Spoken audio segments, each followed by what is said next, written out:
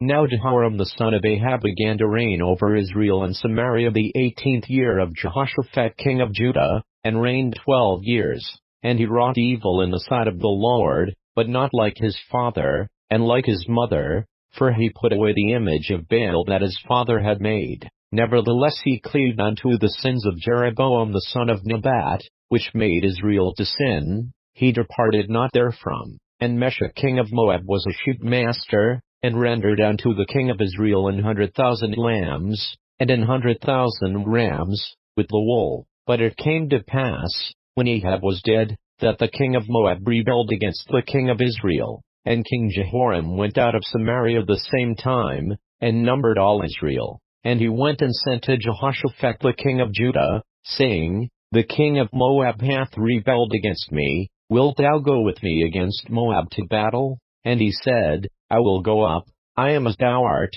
my people as thy people, and my horses as thy horses. And he said, Which way shall we go up? And he answered, The way through the wilderness of Edom. So the king of Israel went, and the king of Judah, and the king of Edom, and they fetched a compass of 7 days' journey, and there was no water for the host, and for the cattle that followed them. And the king of Israel said, Alas that the Lord hath called these 3 kings together, to deliver them into the hand of Moab. But Jehoshaphat said, Is there not here a prophet of the Lord, that we may inquire of the Lord by him? And one of the king of Israel's servants answered and said, Here is Elisha the son of Shaphat, which poured water on the hands of Elijah. And Jehoshaphat said, The word of the Lord is with him. So the king of Israel and Jehoshaphat and the king of Edom went down to him. And Elisha said unto the king of Israel, What have I to do with thee? Get thee to the prophets of thy father,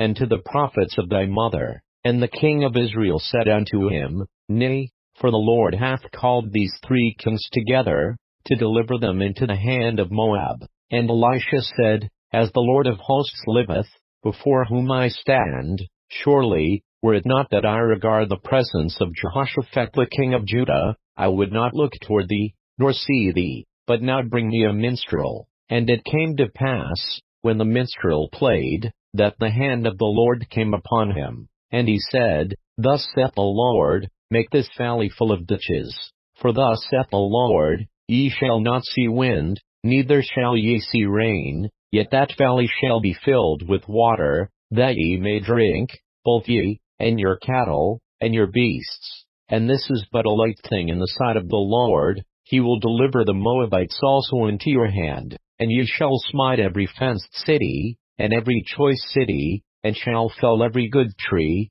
and stop all wells of water, and mar every good piece of land with stones. And it came to pass in the morning, when the meat offering was offered, that, behold, there came water by the way of Edom, and the country was filled with water. And when all the Moabites heard that the kings were come up to fight against them, they gathered all that were able to put on armor, and upward, and stood in the border. And they rose up early in the morning, and the sun shone upon the water, and the Moabites saw the water on the other side as red as blood. And they said, This is blood, the kings are surely slain, and they have smitten one another. Now therefore, Moab, to the spoil. And when they came to the camp of Israel, the Israelites rose up and smote the Moabites, so that they fled before them, but they went forward smiting the Moabites, even in their country. And they beat down the cities, and on every good piece of land cast every man his stone, and filled it, and they stopped all the wells of water, and felled all the good trees, only in Kir-Hareseth left they the stones thereof. Howbeit the slingers went about it, and smote it. And when the king of Moab saw that the battle was too sore for him, he took with him 700 men that drew swords, to break through even unto the king of Edom, but they could not. Then he took his eldest son that should have reigned in his stead, and offered him for a burnt offering upon the wall. And there was great indignation against Israel, and they departed from him, and returned to their own land.